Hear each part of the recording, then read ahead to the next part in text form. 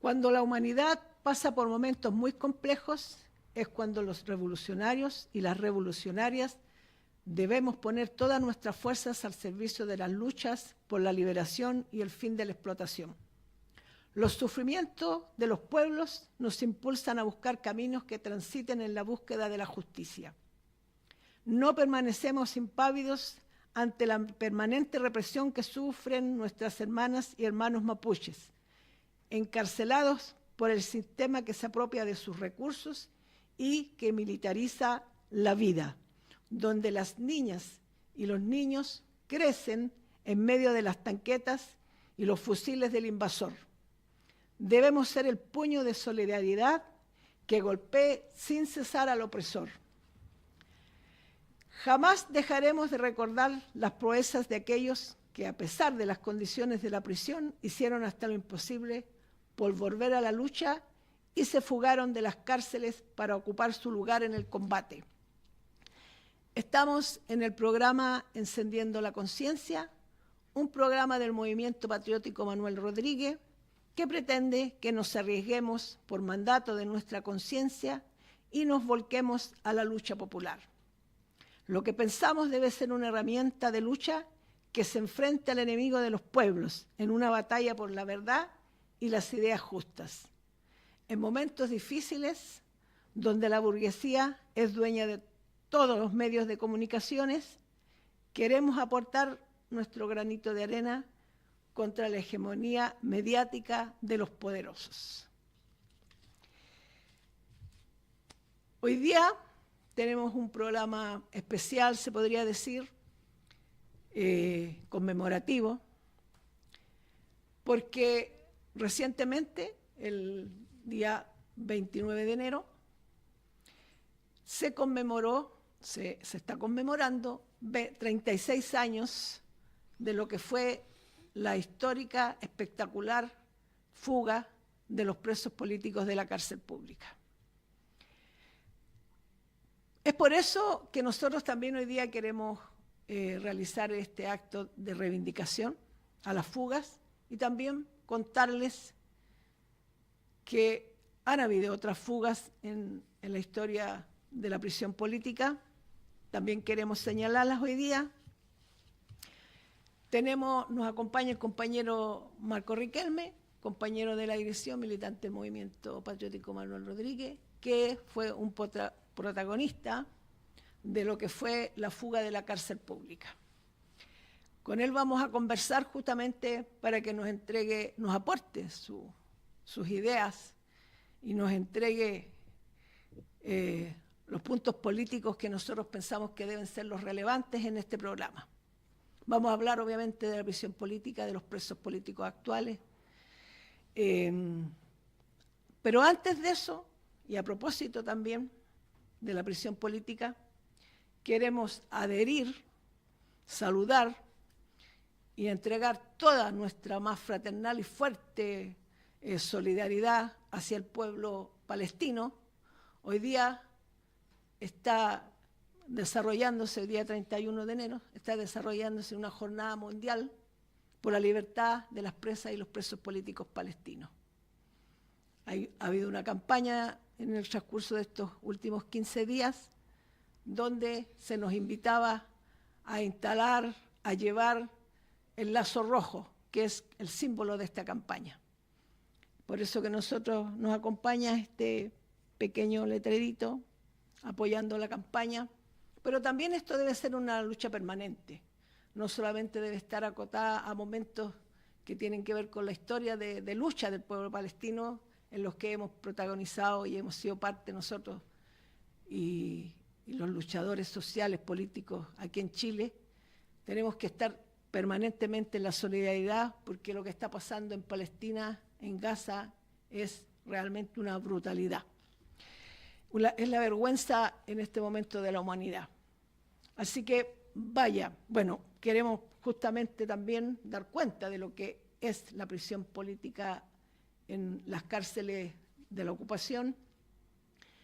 9.100 presas políticas existen en las cárceles de Palestina ocupada.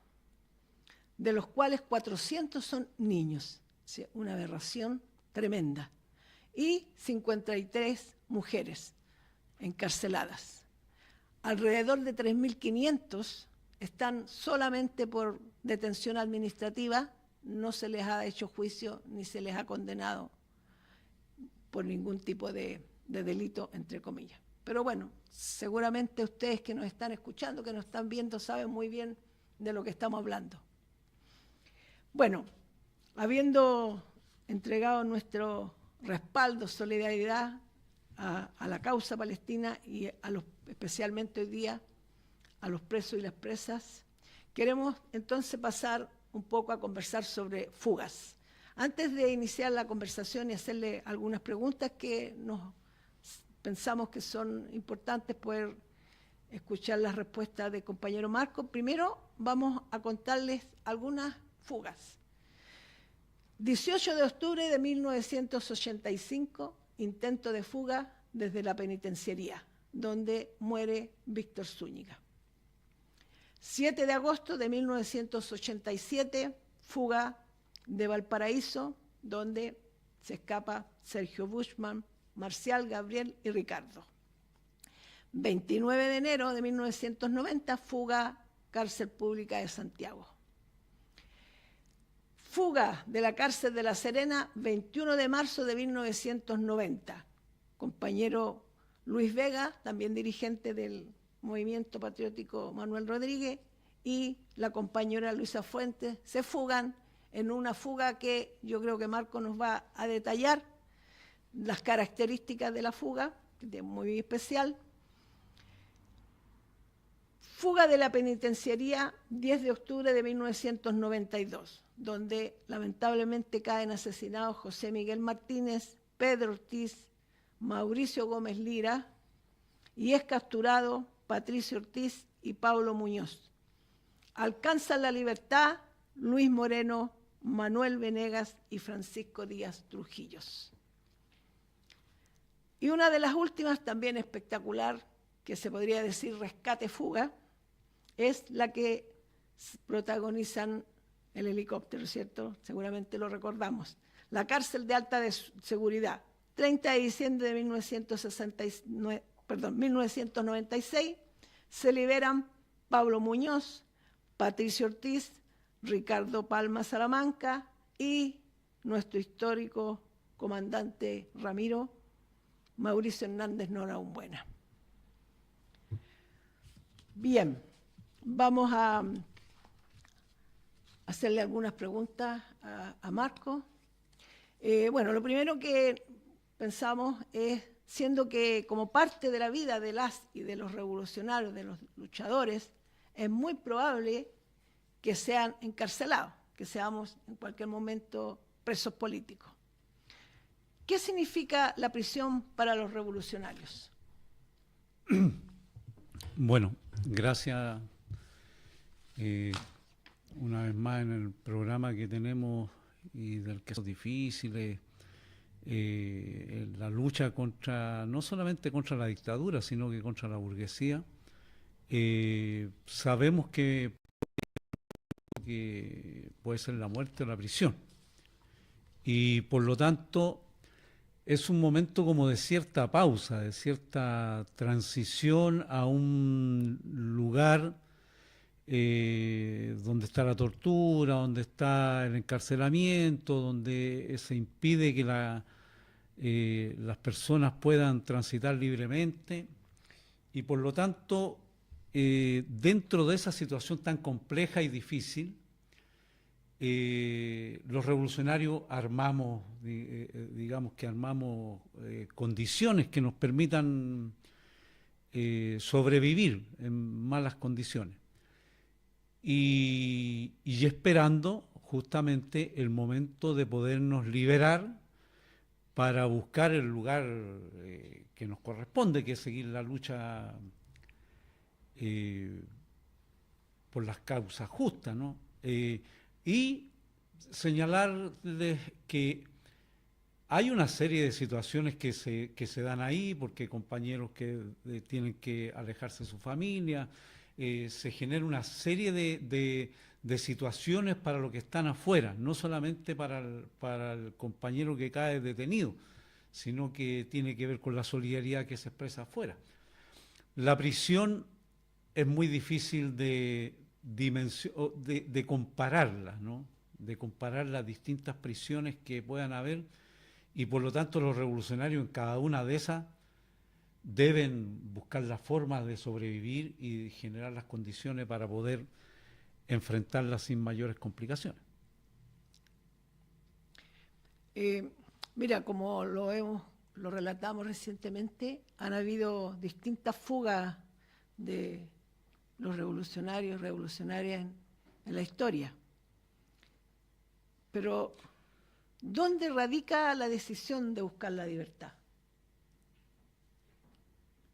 Hay otra fuga más que se escapa una compañera que se me fue, la conocemos bastante, pero se me fue el nombre en este momento, que se escapa de la cárcel de San Miguel, posteriormente en los 90 y tanto.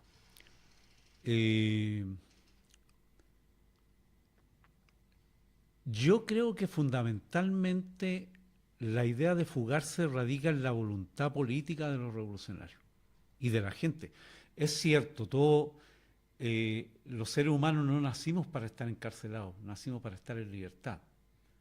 Y por lo tanto se produce una necesidad casi física, para qué decir mental, de poder liberarse. Entonces,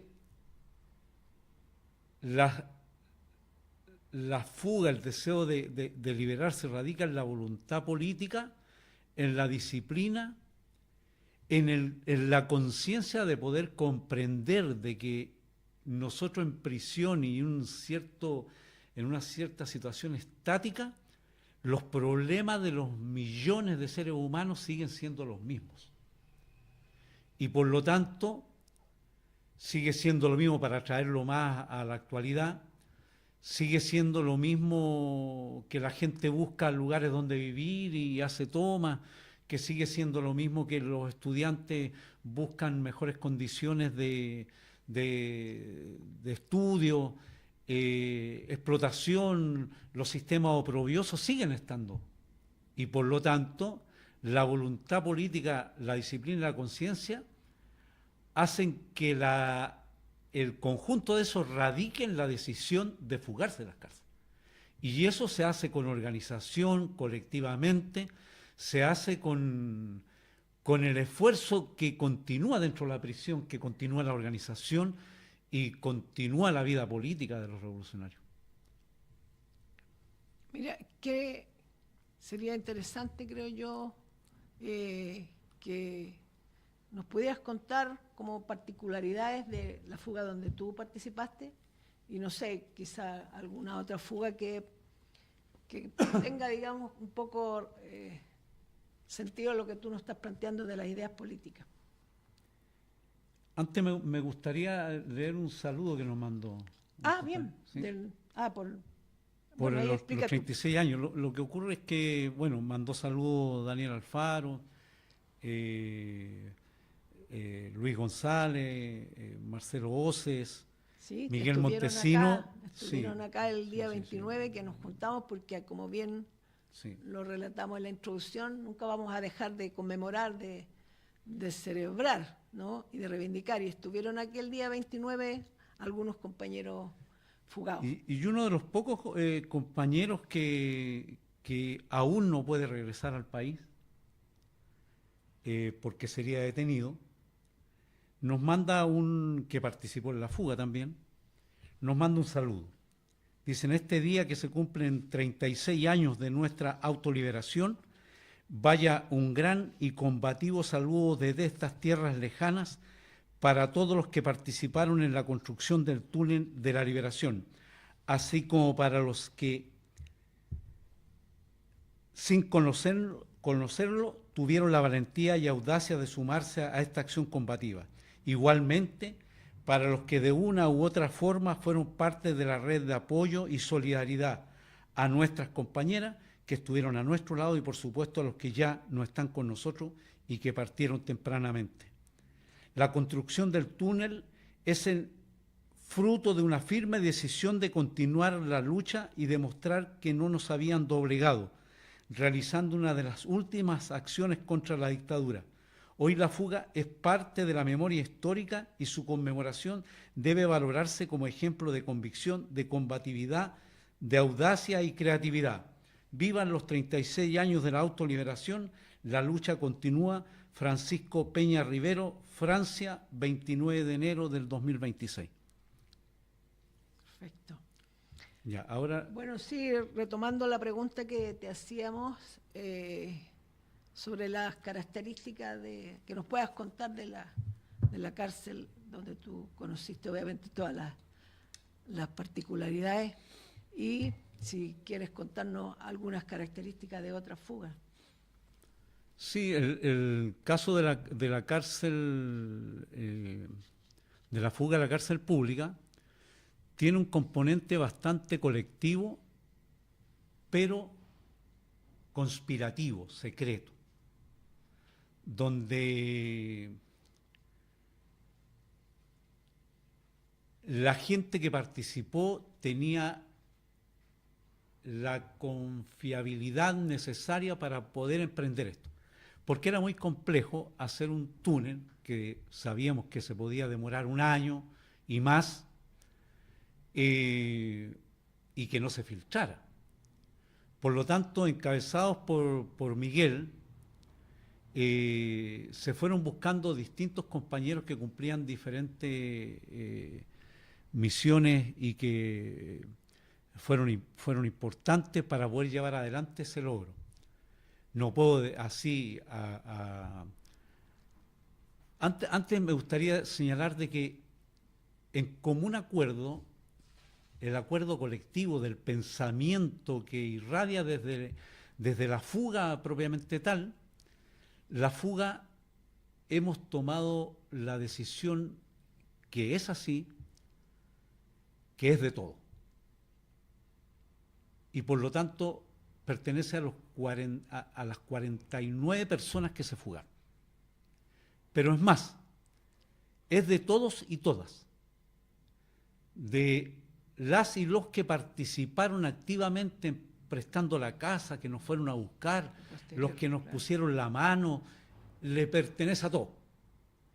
Y más aún, ya la fuga no le pertenece a nadie porque es parte de la herencia histórica de lucha de nuestro pueblo. Así que por lo tanto, cualquiera puede hablar de la fuga, cualquiera puede señalar lo que quiere porque la fuga no le pertenece a nadie. Entonces tampoco queremos hacer una cuestión particular, porque no es de nosotros, no es así. Bueno, y en medio de eso, ese nivel colectivo que se alcanzó, de esa calidad, bien de los buenos jefes, de la buena dirigencia, de la confianza, es imposible no recordar al Diego Lira, que lo tenemos aquí en el memorial, a Raúl Blanchet, al Beto Vargas, Mauricio Arenas Béjar, y el Ricardo Contreras, el Mambí, y de repente se me puede olvidar alguno, la memoria empieza a fallar por la edad incluso. Bueno, entonces hay un trabajo colectivo allí, un trabajo colectivo que es importante y que se desarrolla todos los días y que tiene que ver con parte de la organización que habíamos determinado, decidido y ya habíamos implementado los presos políticos, así como las presas políticas en las distintas cárceles donde se encontraban. Y ese trabajo disciplinado de levantarse temprano, de hacer ejercicio, de hacer deporte, de comer, de hacer una serie de cuestiones que son absolutamente necesarias para poder emprender un trabajo tan largo. Entonces yo diría que esa, la gracia de la fuga de la cárcel pública tiene que ver con el nivel que se logró recoger la enseñanza que nos habían dado mucha gente que nos había instruido y mantener la conspiración, la conspiratividad y la compartimentación sobre la fuga. Y eso fue la que la llevó al éxito. Si pensamos que a las 10:30 de la noche aproximadamente nosotros salimos, el grupo que estaba contemplado, y recién a las 2 de la madrugada se escuchan los primeros disparos y persecuciones, hay que pensar que el nivel de secretividad que tuvo fue exitoso. Claro. Bueno, y ese es el tipo de fuga. Pero, por ejemplo, está la fuga del Lucho, donde está Luis y Luisa, Luisa Fuente y Luis Vega.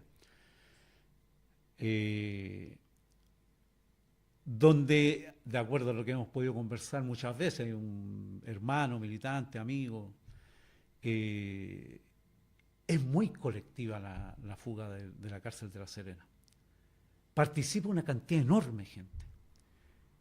Es más, la gente llega a las puertas de la cárcel en una cantidad importante de gente que llega a las puertas de la cárcel a hacer un meeting para generar condiciones para que se pudiera escapar. Y cuando van escapando, la gente va viendo que se van escapando los compañeros. Y cierran el paso a cualquier cosa que se pudiera dar. Entonces, es una fuga muy hermosa porque el esfuerzo colectivo allí y la compartimentación que al final se puede mantener hace factible una fuga realmente exitosa y que a mí, por lo menos a mí, me gusta mucho porque la encuentro una fuga genial. Una colaboración tremenda de mucha gente, a plena vista de los pacos, porque hay que pensar que esta fuga fue en horario de visita. O sea, cuando hay más preocupación por los presos, para que no se vayan a fugar, justamente. Entonces, bueno, entonces es una fuga hermosa, pero el rescate del helicóptero es extraordinario, una cosa espectacular. El intento de fuga que hacen los compañeros del MIR, particularmente del año 85, el 18 de octubre, si no me equivoco, del año 85, donde lamentablemente cae el compañero Víctor Zúñiga, son esfuerzos colectivos de un pueblo que, encarcelado a pesar del encarcelamiento, de la tortura, pensando de que toda esa gente podía estar desmoralizada. Por ejemplo, en esa fuga participa, de la penitenciaría participa Palma, participa Araneda, gente que estaba condenada a cadena perpetua, se pedía pena de muerte, tenían varias penas de muerte encima, y a pesar de eso no hubo posibilidad de doblegar esa calidad de hijos que entrega el pueblo. Por lo tanto, hay más fuga que uno, la fuga del Pelao en Valparaíso, que es la noche lloviendo, de Sergio Buschmann, el Pelao le decimos, pero de Sergio Buschmann, ¿no?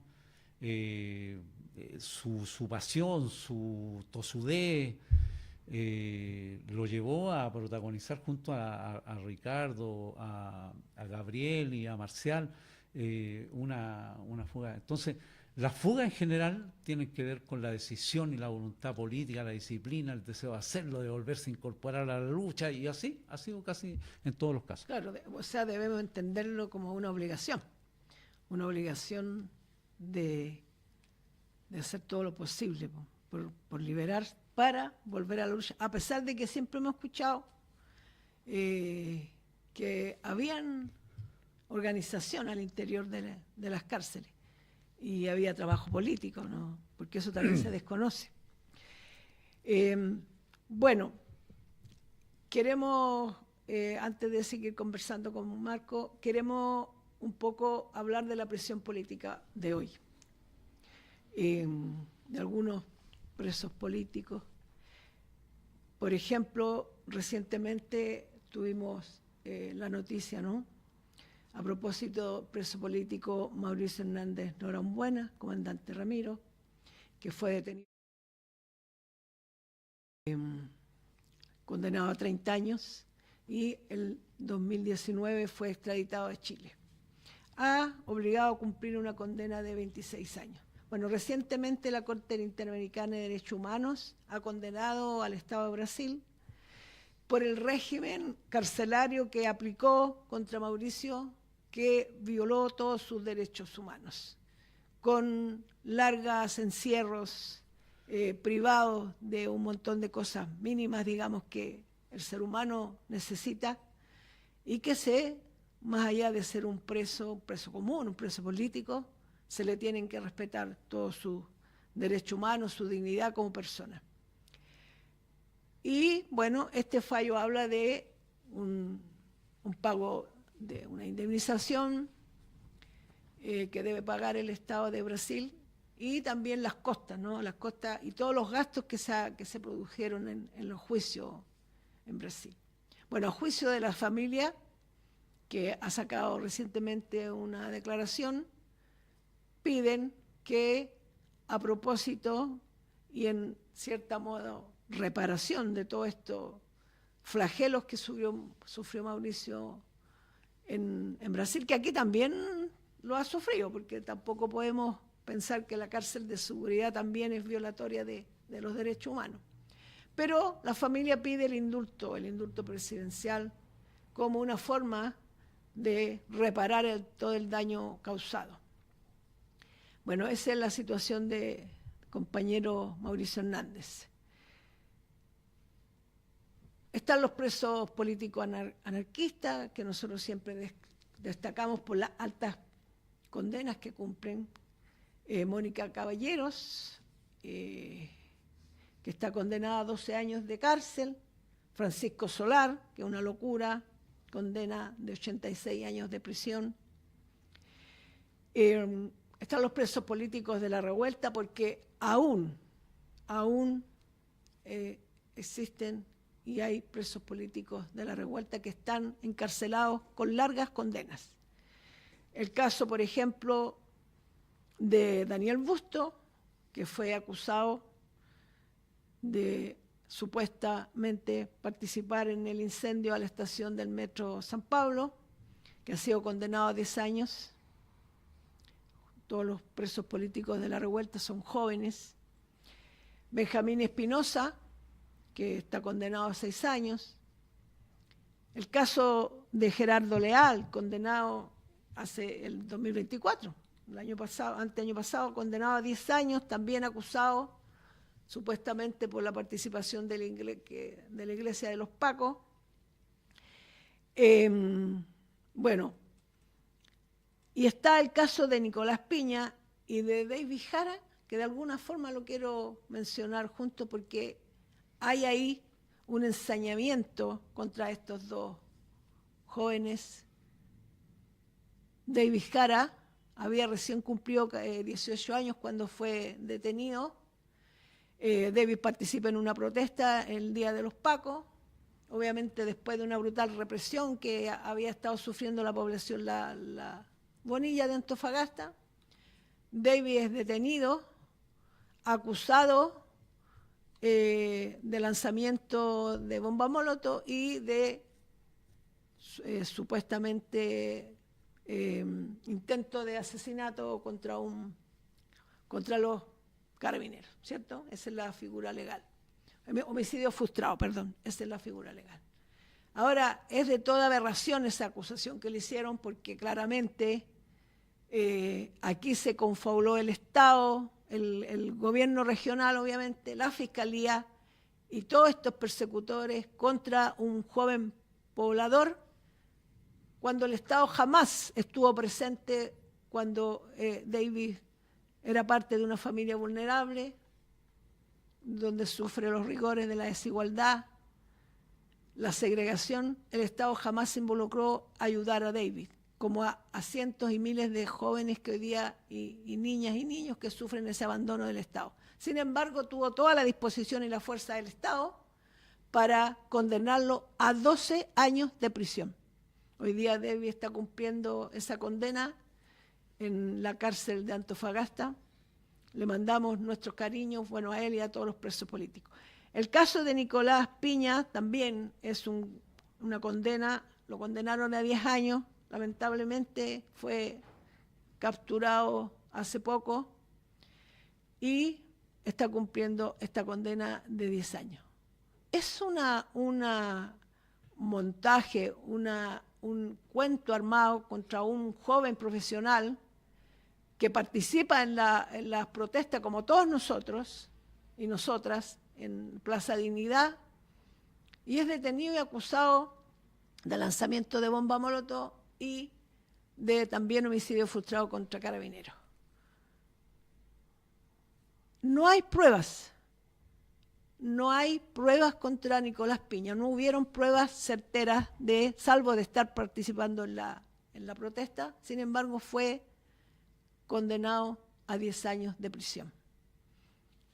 Entendemos que estas condenas son para castigar, son mensajes para los luchadores y las luchadoras, para los revolucionarios, que esto es lo que te puede pasar si tú participas en una protesta. Bueno, están últimamente también, bueno, no tan últimamente, el año 24, los compañeros detenidos en la Villa Francia, compañeros y compañeras, que son 14, que resultaron finalmente 12 imputados. Entendemos que hay un par de compañeras que están con arresto domiciliario, pero están todos esperando juicio. Mandamos nuestro cariño, nuestra solidaridad a todos los presos políticos que se encuentran en las cárceles de nuestro país por el solo hecho de haber salido a protestar, de haber usado el uso legítimo de la violencia contra este Estado represor. Y seguiremos nosotros exigiendo, luchando por la libertad de cada uno y de cada una de ellas. Bueno, vamos a seguir conversando con Marco. Bueno, ustedes, los de la fuga, digamos, de la cárcel pública, eran presos políticos ustedes fueron presos políticos bajo la dictadura.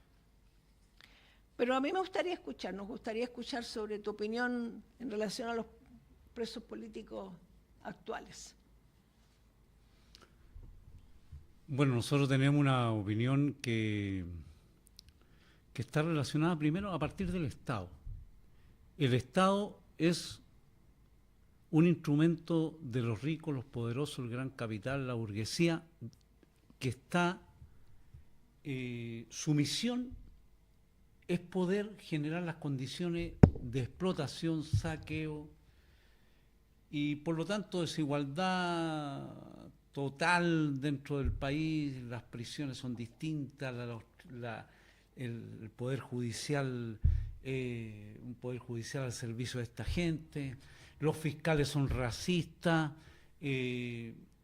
no existe la solidaridad que existía antes, por lo tanto las condiciones de prisión política, tanto aquí como en distintas partes del mundo, son complejas y hay que tomarla a partir de allí. Lo que nos llama la atención a nosotros es de que sigamos confiando o de que la gente siga confiando en el Estado. O sea, el Estado hoy tiene encarcelado aproximadamente, de acuerdo a lo que conversaba el otro día, el compañero que dio una charla, como a 120 presos estimación, sí, políticos mapuches. Sí, vamos a hablar también de eso. Entonces, nosotros en un momento determinado se dieron condiciones particulares durante la dictadura, en los primeros años después de la dictadura, para generar buenas condiciones, no buenas condiciones en el sentido que lo pueda pensar, pero generar las condiciones mínimas para poder mantener la lucha al interior de las prisiones como una trinchera más, cosa que ahora no es factible, porque el nivel de persecución al interior de las cárceles que este último gobierno ha generado mayores condiciones de represión dentro de las cárceles. O sea, han sido de las partes de la ley de seguridad. Y quería señalar lo siguiente: yo creo que Mauricio Hernández, uno de los presos que ha tenido una prisión que es brutal, y por lo tanto merece de una gran solidaridad de todas y todos los revolucionarios. Y se ve poca solidaridad a veces. O sea, deberíamos tener las calles rayadas, llenas de afiches, pidiendo mitines, porque lo que ha pasado, Mauricio, es brutal. Pero así ha ido caminando la idea de los estados y de las fuerzas represivas hacia generar condiciones donde los presos cada vez estén más limitados. O sea, la idea de los seres humanos de mayor libertad se ha ido complejizando para la gran mayoría. Por ejemplo, si si alguien está en Capitán Llaver, que son toda esta cantidad de corruptos, mafiosos, delincuentes de mierda que hay, abogaduchos y toda esa gente, tienen una tremenda libertad y tremendas condiciones. Y a los demás presos, hay algunos que se miden por horas de salida al patio. O sea, por horas para tomar sol y después son encerrados en sus celdas. La prisión se ha convertido en un negocio y el encarcelamiento un negocio, por lo tanto se hace rico a algunos aprovechándose y maltratando a la gente. Bueno, entonces, la prisión política actual es una prisión compleja que necesita de la mayor solidaridad. No olvidemos que en el tiempo de dictadura la solidaridad con Chile era una solidaridad enorme que alcanzaba también a las presas y a los presos políticos. Pero hoy día eso no es así. Y por lo tanto necesitamos generar este tipo de momentos y otros momentos más que genera la visión de los medios independientes, de los medios autónomos, necesitan poner sobre la mesa la situación de las presas y los presos políticos y difundirla. Y finalmente, en relación con esto, señalar de que la prisión política tiene distintas formas de apoyo quizás. Por ejemplo, en primer lugar, nosotros lo que apoyamos del pueblo mapuche es su derecho a la autonomía. No podemos hablar menos de eso. O sea, el derecho que tiene el pueblo mapuche a autodirigirse, a su soberanía. Y por lo tanto, a partir de allí, consideramos absolutamente legítimas las acciones, tanto acciones de fuerza que se han realizado en los territorios que les pertenecen y donde se lo están usurpando y depredando. Por lo tanto, a partir de allí esa prisión política tiene una mirada que debemos verla de manera distinta. Bueno, justamente de lo que estaba adelantando Marcos sobre la prisión, la situación de los presos políticos mapuche. Nosotros quisimos profundizar en esto. Tenemos aquí un texto estuvimos la semana pasada, recibiendo aquí a un luchador, un compañero hermano mapuche, que nos vino a contar justamente sobre la lucha actual del pueblo mapuche y también nos contaba sobre la situación de los presos políticos mapuche. Y nos dejaron algunos material, unos trípticos, y nosotros, bueno, hemos querido leer en realidad en lo que ellos expresan, que nos parece que es lo más legítimo. Actualidad carcelaria de los presos políticos mapuche. Actualmente existen más de 100 presos políticos mapuche que están recluidos en las cárceles de Gualmapu, en la región del Biobío, la Araucanía y los ríos. Las penas han sido por parte del Estado una declaración ofensiva hacia el movimiento mapuche en los últimos 5 años, endureciendo las leyes que ya existen y generando otras nuevas para reprimir el movimiento mapuche. Entre estas, la ley antiterrorista, 2025, aplicada a jóvenes mapuches imputados, aplicando su uso desproporcionado con el fin de criminalizar las demandas territoriales y de reconocimiento. Además, hemos visto un aumento exponencial de condenas que superan los 20 años, lo cual marca un precedente histórico. Las leyes actuales aprobadas permiten procedimientos especiales, como el uso de testigos sin rostros, aunque esto ha sido cuestionado por la Corte Interamericana de Derechos Humanos, y penas más severas, lo que es el principal punto de crítica sobre la criminalización del conflicto. La dispersión de los presos a cárceles concesionadas como Concepción y Valdivia ha sido la tónica para ir segregando en módulos de máxima y alta seguridad similares al régimen italiano, siendo cuestionadas por diferentes organismos internacionales de derechos humanos. Queremos contar, en realidad, o señalar algunos casos de presos políticos mapuche, sus condenas. Bueno, el líder histórico de la CAM, Héctor Yaitul, que fue condenado el 2024 a 23 años de cárcel efectiva. Recordar que 15 de los años fue justamente por sus dichos, por su pensamiento. A ese nivel ha llegado, digamos, la represión del Estado contra el pueblo mapuche. Su hijo, Pelentaro Yaitul, detenido en noviembre del 2022, que espera juicio, que se ha postergado en reiteradas oportunidades, hasta ahora se espera juicio para mayo de este año. Fiscalía pide más de 100 años de condena a este joven luchador mapuche. Recientemente, el huerquén Rafael Pichún, vocero de la CAM, condenado a 7 años de cárcel. En juicios, como bien lo señalan, lo que leí recientemente, que son absolutamente racistas, desproporcionados, criminalizando. Tras, persecución política del Estado, de las empresas forestales. También hemos conocido, porque siempre hemos estado muy atentas nosotros como mujeres luchadoras a las presas políticas, y sabíamos de una hermana mapuche que estuvo presa, que afortunadamente está con una medida, digamos, preventiva de arresto domiciliario, pero recientemente, a finales del año pasado, a propósito de los allanamientos producidos en la investigación por el caso de Gloria Chuñil, fue detenida el 30 de octubre en su hogar junto a su hijo Oriana Segovia Casas y su hijo Víctor Ortega Segovia, que se encuentran detenidos en la cárcel de Valdivia. Bueno, es lo que hemos querido hoy día conversar.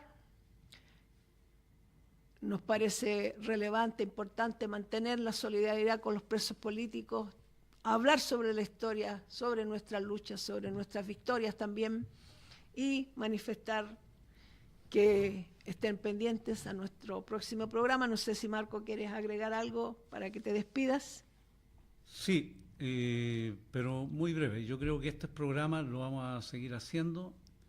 Lo que acaba de entregar y que estuvo entregando Oguana a mí me parece de vital importancia, porque a veces tendemos a generalizar las cosas, y que está bien para un análisis, muchas veces hay que generalizar, pero hay situaciones concretas. Hay 120 presos políticos mapuche aproximadamente, de acuerdo a lo que ha ido entregando Oguana en las recuperaciones. Una justicia racista, fiscales racistas, gendarmes racistas, cárceles racistas. Entonces, eso yo creo que tenemos que seguirlo denunciando. Sabemos que es una gota en un océano, pero creo que es el deber nuestro denunciarlo. Y como es deber nuestro, claro, recordar, no recordar como un fetiche, como algo así, sino que recordar la historia, porque son las luchas de nuestros pueblos.